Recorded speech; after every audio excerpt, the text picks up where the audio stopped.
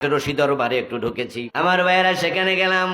যখন ঢুকতেছি, এখানে আপনারা কেউ তার ওই দরবারের ভক্ত থাকতে পারেন, আপনি রাগ করবেন না, আমি বুঝানোর জন্য বলছি। আপনি এই কাজ করেন আমি সেটা বলছি না, কিন্তু আমার নিচ্ছক কাজকে যেটা দেখেছে, ঢুকে গিয়া দেখি দুইজন আল্লাহর বান্দা মাজারের মাঝে সেজদা করতেছে। আবুল কালাম আজাদ সাহেব, আপনি দরবার শরীফে গিয়েছেন, আপনি ভণ্ডামি খোঁজার জন্য গিয়েছেন। আপনি যে 5 ওয়াক্ত নামাজ হয় কেন এটার বিবৃতি দিলেন না? 5 ওয়াক্ত জিকির হয় কেন এর বিবৃতি দিলেন না? এরপরে দরবার শরীফে মহিলাদের যে পর্দার সিস্টেম কেন বললেন না? আপনি শুধু একটা স্যান্ডেল আর মানুষ একটু চুমা দিয়েছে, এই দুইটা বিবৃতি দিলেন। কেমন আলেম হইলেন আপনি? আপনি তো এটা আমানতের খেয়ানত করেছেন। কথা কোন ঠিক না বেঠি? আপনি আলেম হয়ে খেয়ানত করেছেন। আল্লাহর ওলি সম্পর্কে আপনি কটু কথা বলার কারণে আপনি ফাসিক হয়ে গেছেন। কারণ আল্লাহর ওলি যারা, তারা শরীয়তের মার্কাজ, শরীয়তকে ঠিক করে এরপর তারা মারফত করে। ঠিক কিনা বলেন? ইন্টারনেটে দেখলাম গতকালকে মুফতি মাওলানা আবুল কাশেম আজাদ, উনি বিশ্ব জাকির মঞ্জিলে গিয়েছেন। একজন আলেম, বুঝলেন কথাটা, একজন আলেম উনি বিশ্ব জাকির মঞ্জিলে গিয়েছেন। আর আমাদের দপ্তরটা হচ্ছে, আগেই বলেছি, বিশ্ব জাকির মঞ্জিল আলেমদের কারখানা। আলেমরা হলো হৃৎপিণ্ড। হুজুর কেবলা যান কোন আলেমকে কোনোদিন খাটো করে কথা বলেন নাই। এমনকি কয়েকদিন আগে যিনি মারা গেল জেল হাজতে, উনিকে পর্যন্ত দরবার শরীফে বদনাম করেছেন, কিন্তু হুজুর বলেছে বাবা এমন একটা স্থানে উনি থাকবে, মানুষ ইচ্ছা করলেও তার সঙ্গে সাক্ষাৎ হবে না। বললি আল্লাহদের জবান সত্য না? জাকের ভাইরা জীবিত আছেন এখনো, সেই লোকের মৃত্যু কিন্তু ওরকম ভাবে হয়েছে যেরকম ভাবে আল্লাহর ওলিগণ ওসিয়ত করে গেছে। তো আবুল কালাম আজাদ সাহেব উনি গেছেন মাথায় টুপি খুইলা। একজন আলেম, উনি মাথার টুপি খুইলা মাস্ক পরা ছবি তুলতেছে। আমাদের ছাত্র ভাই রবিউল ইসলাম, এরপরে তরিকুল ইসলাম সহ আরো কয়েকজনের ছবি তুলতেছিল। তো আমি দেখলাম যে এটা তো আকীদাগত ভাবে আমাদের সাথে মিল নাই, যেহেতু ওরা ছবি তুলতেছে ওদের আবেগ থেকে যে একজন আলেম আসছে। ঠিক কিনা বলেন না? তো আমরাও যদি তার সঙ্গে সাক্ষাৎ হইতো, আমার সাথে পার্সোনালি দেখা হয় না, আমি ছিলাম 9 দিন, আমিও তার সঙ্গে কথা বলতাম, বরঞ্চ আমি আরো ডিপলি বিশদভাবে তাদেরকে দরবার শরীফ ঘুরে দেখাইতাম, যেহেতু আমি দরবার শরীফে স্থায়ীভাবে থাকি। কথা বুঝতে পারছেন? দরবার শরীফে আমি স্থায়ীভাবে থাকি। উনি কি করলেন, উনি এখানে একটা ক্যামেরা লাগাইছে, বুঝলেন, এখানে একটা মাইক্রোস্কোপ ক্যামেরা, গোপন ক্যামেরা লাগাইছে। মাসুদ ভাই, এখানে একটা গোপন ক্যামেরা লাগাইছে। রওজা শরীফের ভিডিও করা নিষেধ, কেন? ওলি আল্লাহর মাজার শরীফ, সেটা জিয়ারতের জন্য, ভিডিওর জন্য না। ঠিক কিনা? ওলি আল্লাহর মাজার শরীফ, রাসূল বলেন নাহাইতুকুম আনিল জিয়ারাতুল কুবুর, আমি তোমাদেরকে নিষেধ করতাম জিয়ারত করার জন্য, ফাজুরুহা, এখন করো, ফাইন্নাহা তুযাক্কিরুকুমুল মাউত। আল্লাহু আকবার। আল্লাহ রাসূল বললেন এখন তোমরা বেশি বেশি কবর শরীফ, মাজার শরীফ জিয়ারত করো। কেননা মাজার শরীফ জিয়ারত করলে, কবর জিয়ারত করলে অন্তরে দুনিয়ার থেকে দুনিয়ার মোহ চলে যায়, আখিরাতের মৃত্যুর ভয় আসে। জিয়ারতের ব্যাপারে হাদিস, রাসূল সাল্লাল্লাহু আলাইহি ওয়াসাল্লাম এখন খালি পায়, উনি বলতেছেন আলোচনায় আইসা পরের দিনই, মূলত গিয়েছে দরবার শরীফে ভিডিও করার জন্য, ভুল ধরার জন্য, ক্যামেরা লাগিয়ে পারমিশন ছাড়া। তো উনি যখন গেটের ভিতরে ঢুকতেছে তখন বলতেছেন ভাই, আনসার যারা আছে বা সিকিউরিটি যারা আছে তারা খুবই অতীব ভদ্র। পার্সোনালি ভাবে আমি দেখেছি তারা প্রথমে কখনোই খারাপ ব্যবহার করে না, অত্যন্ত বিনয়ের সহিত কথা বলে। কথা বলেন ঠিক নেবে ঠিক?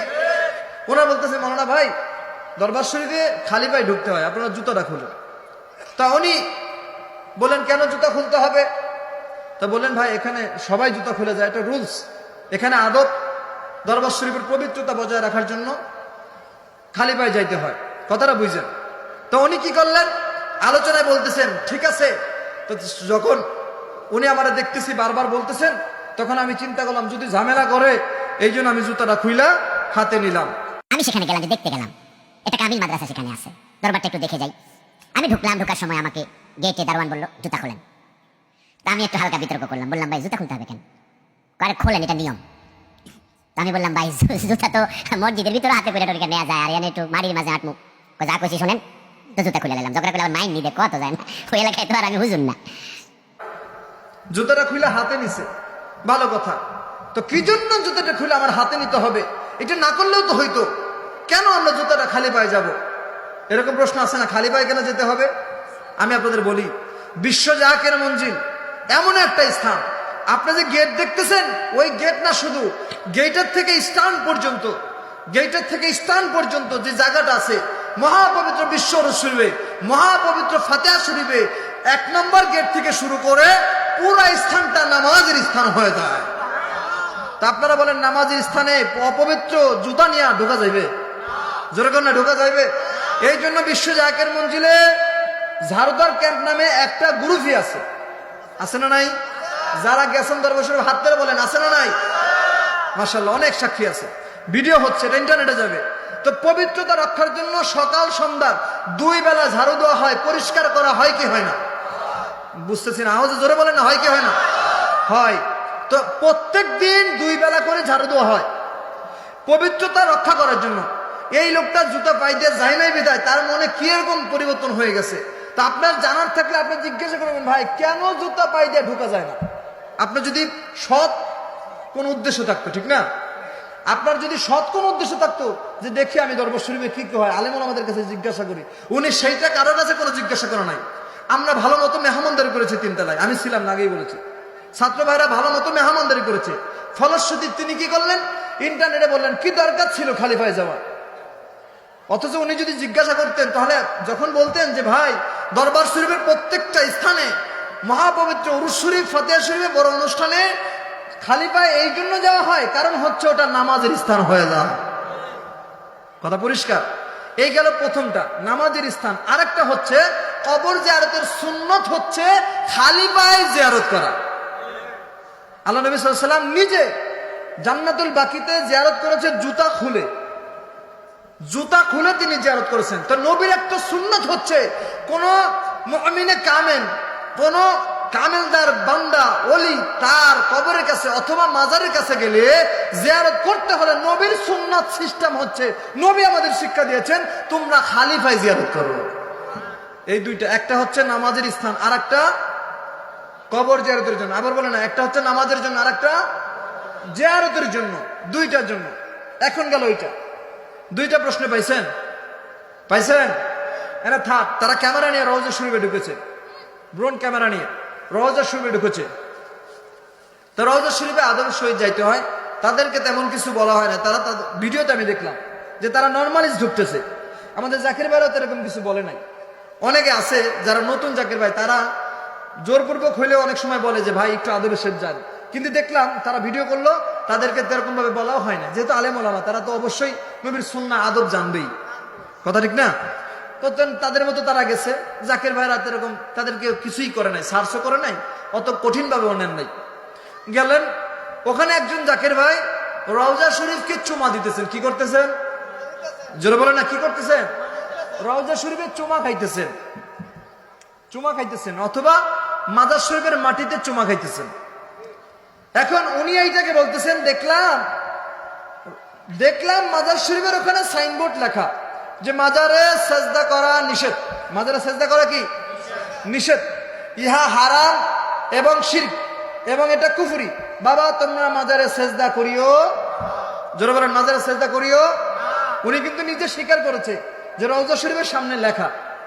তো উনি বলতেছেন যে লেখা দেখলাম, তো একজন লোক তারপরও দেখি সেজদা করতেছেন, তারপরও দেখি সেজদা করতেছে। তা আমরা কয়েকজন লোক মিলা ওই লোকটারে বললাম, আপনি সেজদা করতেছেন কেন? এই লোক বললো যে ভাই আমি তো সেজদা করতেছি না। তারপরে আবার ঢুকলাম, গেলাম, মাগরিবের নামাজ পড়লাম মসজিদে। মাগরিবের নামাজ পড়ে তারপরে আবার ঘুরতে বের হলাম। আমার 2 চোখ সাক্ষী, আমার সাথে আমার ড্রাইভার এবং আমার সফর সঙ্গী সাক্ষী। গিয়ে দেখি উনাদের পীর সাহেবের কবরে 2 জন সেজদায় পড়ে আছে। আমার সাথে ওই মাদ্রাসার ছাত্র ছিল 3 জন, তারা আমাকে সঙ্গ দিচ্ছে। তারপরে আবার আমি ওদেরকে বললাম, এই এগুলো কি হচ্ছে? ওরা তখন ওই লোকদেরকে দায় ধরছে ধরা সেজদা মানে নিয়া ওরে ওরে সেই সেজদা করেন, মসজিদে নামাজ পড়ে। এবার আমাকে একজন ছাত্র ইঙ্গিত দিয়ে দেখালো, হুজুর দেখেন এখানে লেখা আছে সাইনবোর্ডে কবরে সেজদা দেয়া নিষেধ। আমি তখন দেখলাম যাই লেখা তো আছে, ব্যাস, এখানে আর কথা বলেন নাই তারা। তো বললেন এই কথা বলে আর কি আত্মশিকে তারা একটা টাইটেল দিছে, আত্মশিতে ভণ্ড, ভণ্ড পীরের দরবারে ঘোরাঘুরি, এর একটা টাইটেল দিছে আর কি। কথা বুঝতে পারছেন?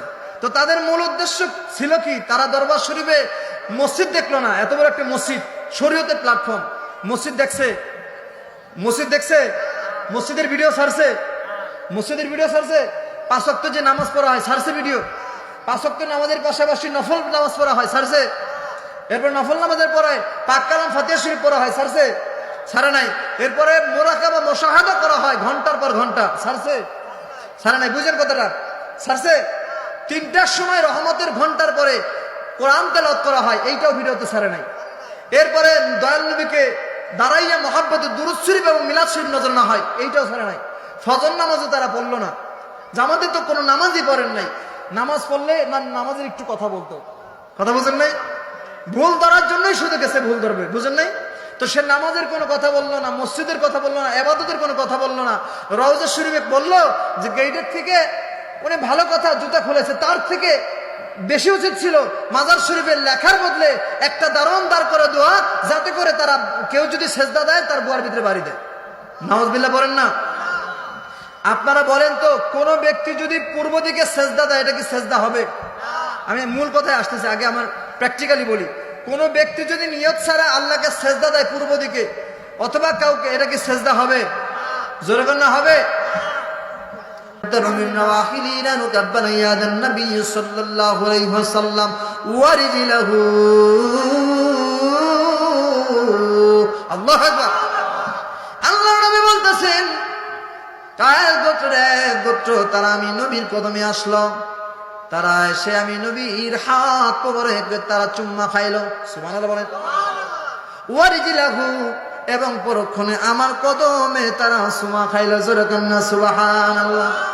তার মানে বোঝা গেল কদম মুসি জায়েজ না জায়েজ? একসাথে জবানটা ছেড়ে বলেন না জায়েজ না জায়েজ?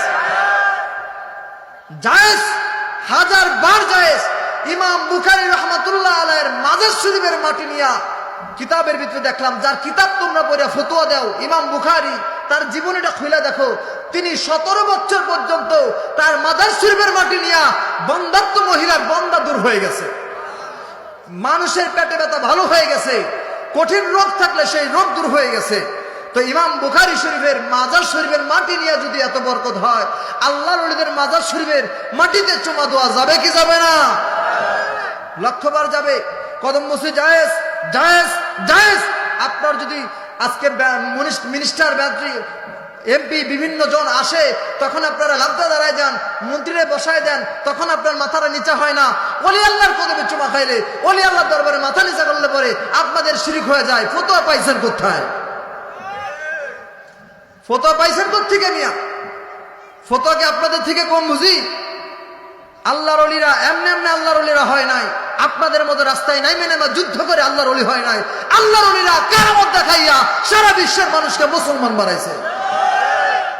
কারামতের মাধ্যমে আল্লাহ রাসূল বলে গেছেন, আল কারামাতুল আলিয়া কারামাতুন আউলিয়াউন হাক্কুন। ওলি আল্লাহদের কারামত সত্য। রাসূলের কথা সত্য না মিথ্যা?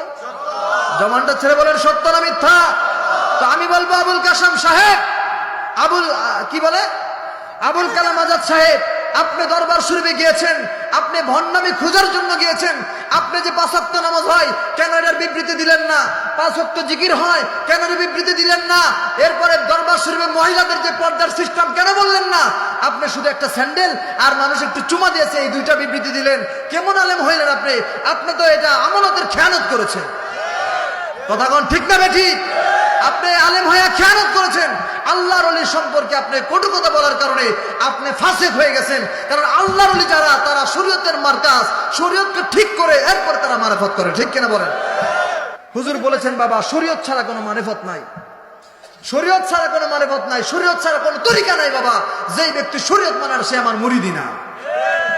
কথা কোন ঠিক না বেঠিক? আর আল্লাহ রাসূল বিদায় হজে যেই কথাটা বলেছেন যে তোমাদের কাছে একটা দাওয়াত আমি রেখে গেলাম, এই দাওয়াতটা কিয়ামত পর্যন্ত তোমরা দিয়ে দিবা, সেই দাওয়াতটা হচ্ছে লা ইলাহা ইল্লাল্লাহু। হুজুর কেবলা জান যখন তরিকা দেয়, আমার আগে আলামিন জিহাদি ভাই বলতেছিলেন যে তরিকার সিস্টেম হলো আল্লাহ পাকের জাত পাকের কসম খেয়ে বলতেছি বাবা, বলেন রাসূলুল্লাহ সত্য তরিকা জীবনের শেষ নিঃশ্বাস পর্যন্ত ছাড়বো না, লা ইলাহা ইল্লাল্লাহু মুহাম্মাদুর রাসূলুল্লাহ। আপনারা বলেন তো, হুজুর কেবলা জানের এই তরিকার কথার সঙ্গে আর রসুলের যে শেষ দাওয়াতটা, এই দাওয়াতের কথার সঙ্গে মিল আছে না নাই? একসাথে বলেন আছে না নাই? আপনি মিয়া মুসলমান হয়েছেন কিনা সন্দেহ আছে। আপনার বাপ মুসলমান, আপনার দাদা মুসলমান, সেই সূত্রে আপনি মুসলমান। আপনি আদৌ কালিমা পড়েছেন কিনা সন্দেহ আছে। আপনারা কালিমাকে দুইটা ভাগ করতে চান। আর আল্লাহর ওলিরা তারা রসুলের শেষ বিদায় হজের যে ভাষণটা, যে কালিমাটাকে সারা বিশ্বে প্রচার করার জন্য দিয়ে গেছেন, আল্লাহর ওলি সকল সারা বিশ্বে সেই কালিমার দাওয়াত বিতরণ করতেছেন। কাদের ভুল ধরতে চান আপনারা? যাদের মাধ্যমে বাংলাদেশে ইসলাম আইলো। আজকে শাহজালাল ইয়ামানি মুজাররিদ রহমাতুল্লাহ আলাই 360 আউলিয়া সহ তাদেরকে তাদের মাজার ভেঙে বলা দ্বারা হুমকি দেওয়া হয় বাংলাদেশের জমিনে। আমি বলবো বাংলাদেশে একজন ওলি আল্লাহর ভক্ত মুরিদ থাকতে, আহলে সুন্নাত ওয়াল জামাতের একজন বীর সৈনিক থাকতে, আল্লাহর ওলিদের মাজার বাংলাদেশ থেকে ভাঙার ক্ষমতা